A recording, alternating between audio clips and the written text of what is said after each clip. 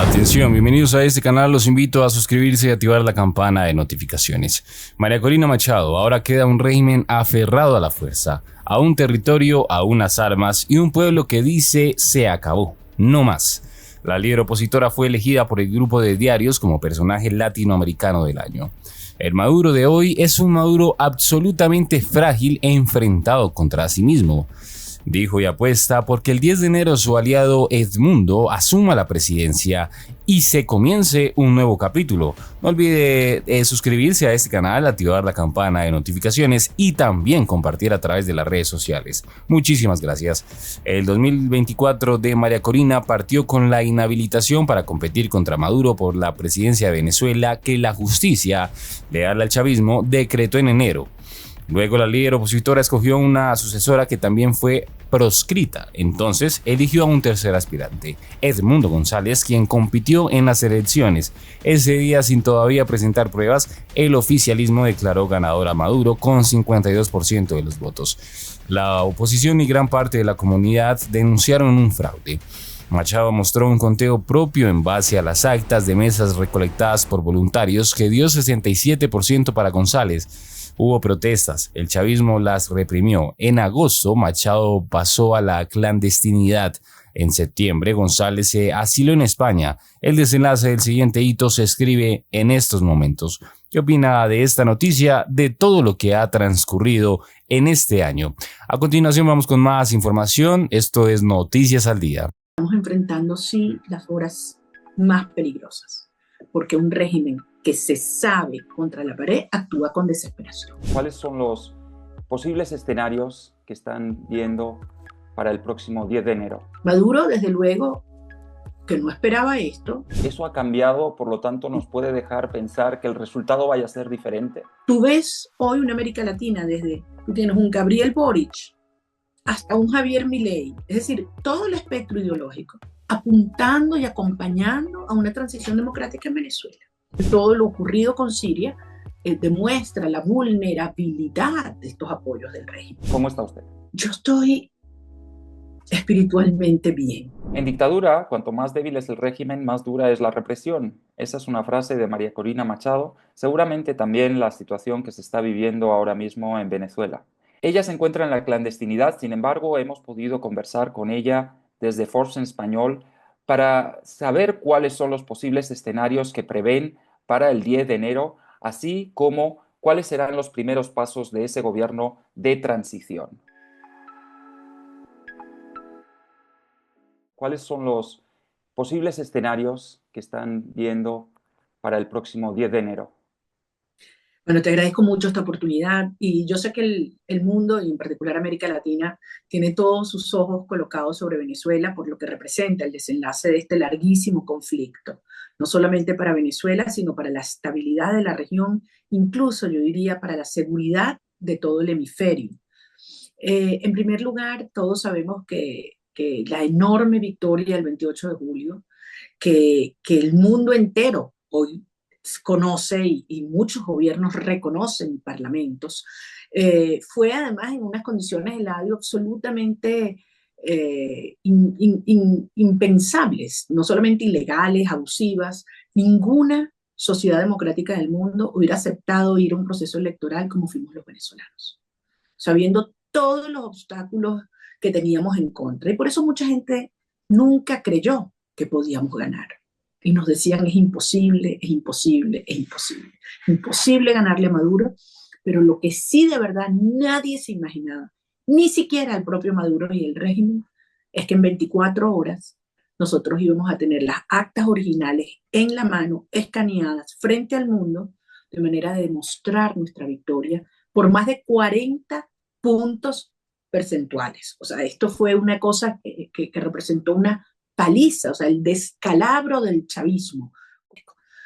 Una vez que esto ocurre, bueno, Edmundo González obviamente es el presidente electo, lo reconozcan o no lo reconozcan formalmente algunos actores, es el presidente electo de Venezuela, y la Constitución establece que el 10 de enero el presidente electo se juramenta como presidente constitucional. Eso está en la Constitución. De modo que de aquí a allá, Maduro tiene una oportunidad de aceptar los términos de una negociación que hemos ofrecido y que permite dar incentivos y garantías para darle estabilidad a Venezuela. Maduro, desde luego, que no esperaba esto, se fue por una vía de máxima represión y brutalidad, que lo que ha hecho es aislarlo aún más. No solamente dentro de Venezuela, que lo que le quedan son muy pocos apoyos, pero también internacionalmente, donde ya prácticamente no le queda a nadie. Y eso hay que analizarlo así. ¿Qué le queda a Maduro afuera? Porque sus grandes aliados, Cuba, Nicaragua, Rusia, Irán, Siria, Hezbollah, Hamas, no están en posición ni disposición de apoyarlo. Entonces, ¿qué le queda a Maduro? Realmente quien está frente a la pared, quien tiene ese deadline terrible, es Maduro, no nosotros. Entonces, ¿qué puede pasar ese día? Bueno, que de aquí a allá, antes del 10 de enero o el 10 de enero, Maduro entienda que esa es su mejor opción y podamos juramentar a Edmundo González Urrutia y avanzar en una transición ordenada que beneficiaría a todo, incluso al propio Maduro. O que Maduro opte por una vía de violencia, de fuerza, y dice, me quedo porque me da la gana, con lo cual él estaría cometiendo el peor error de su vida, porque lo que vendría es un periodo de aún más presión y aislamiento, porque lo que sí no tiene vuelta atrás es el movimiento de Venezuela y del mundo democrático junto a nosotros para la liberación de nuestro país. Esto es absolutamente irreversible. Ese escenario que plantea María Corina eh, es diferente al escenario de elecciones pasadas en las que a lo mejor contaba con más apoyo, a lo mejor la presión internacional era menor hacia el régimen de Maduro. ¿Eso ha cambiado, por lo tanto, nos puede dejar pensar que el resultado vaya a ser diferente? Sí. Mira, eso es un muy buen planteamiento y mucha gente se lo pregunta, o sea, ¿qué es distinto a procesos previos? ¿No? Y yo te diría es totalmente distinto, Eladio, en todos los planos. En primer lugar, en el plano de la sociedad venezolana. Hoy tenemos un país que el 90% del país está unido. Fue 70-30 en la elección, ahí no dejaron votar a la cuarta parte de los venezolanos que están afuera, ni que se inscribieran los muchachos que cumplieron 18 años en los últimos años, etc. O sea, hoy hay el 90% de un país que no tiene diferencias religiosas, donde no hay diferencias raciales, donde no hay tensiones regionales ni ideológicas y políticas. Entonces, dime qué otro país, qué otra sociedad en el mundo hoy está cohesionada con un anhelo tan profundo de cambio. Porque esto, insisto, verlo como un proceso electoral es quedarse en la superficie. Hay que entender la magnitud del movimiento social, cultural que se ha dado en Venezuela. Es decir, esto es el anhelo de una sociedad que quiera a sus hijos de vuelta. Los abuelos que me dicen, yo quiero conocer a mis nietos. Los hermanos que me dicen, tráeme a mi hermana de regreso, que la necesito aquí. O los niños que me dicen, tengo 6 años que no veo a mi papá. ¿Me explico? Entonces esto es algo tan profundo que para nosotros ha adquirido una dimensión espiritual. Entonces, desde luego, es totalmente distinto en ese plano de la sociedad venezolana. Cuando lo vemos internacionalmente, también. Tú ves hoy una América Latina desde, tú tienes un Gabriel Boric hasta un Javier Milei, es decir, todo el espectro ideológico, apuntando y acompañando a una transición democrática en Venezuela. ¿Cuándo? Antes. ¿Por qué? Porque se ha entendido que esto es algo que trasciende lo ideológico, esto no es un tema de izquierda o derecha. Esto es un tema de libertades, esto es un tema de la esencia y los principios de una república y del ejercicio de la soberanía popular y el respeto a la misma.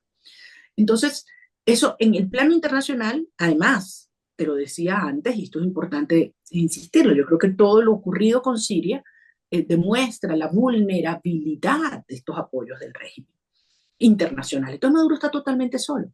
Y finalmente, a nivel del propio régimen, las tensiones que hay adentro. Es decir, esta gente se robó todo. Esta dinámica corrupta criminal los ha ido enfrentando a unos con otros. Entonces, algunas cosas ya son públicas y se ven esas contradicciones o estos enfrentamientos, otras no lo son. Pero la realidad es que nunca el régimen ha estado tan débil como está hoy. Entonces, esto nos lleva a una situación inédita, como nunca antes.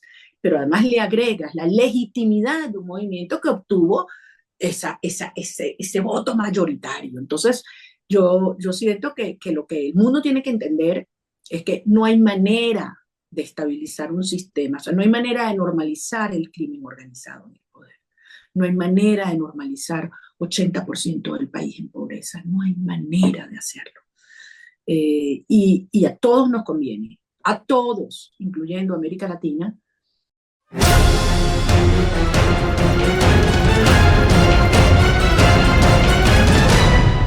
Si no te quieres perder de los últimos acontecimientos que pasan en el mundo, suscríbete y activa la campana. Somos Noticias al Día.